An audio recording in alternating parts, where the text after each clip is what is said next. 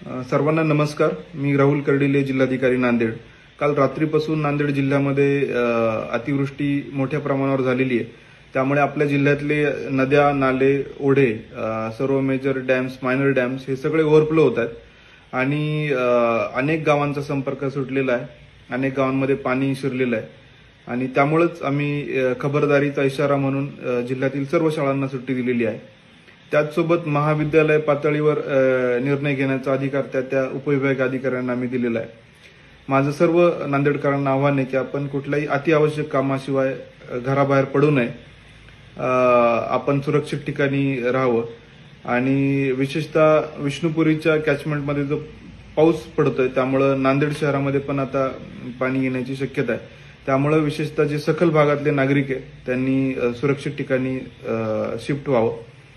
आम्ही सकाळीच आर्मीला कॉन्टॅक्ट केलेला आहे. ते थोड्याच वेळात नांदेडसाठी निघतील. त्याचसोबत बचाव कार्यासाठी आपली एसडीआरएफची टीम आहे, सीआरपीएफची टीम आहे आणि महापालिकेने पण त्यांचं टीम ऍक्टिव्हेट केलेली आहे. तर आपण त्यांच्या कंट्रोल रूमला संपर्क साधावा. सद्यस्थितीमध्ये निजाम सागरचा जो डिस्चार्ज आहे तो 2,20,000 वरून 1,67,000 केलाय, म्हणजे 53,000 कमी केलाय आणि पोचमपाडचा जो डिस्चार्ज आहे तो जवळजवळ 5,30,000 पर्यंत वाढवलेला आहे. त्यामुळं अशी अपेक्षा आहे की 2-3 तासामध्ये आपल्याला त्यामध्ये थोडासा रिलीफ मिळेल.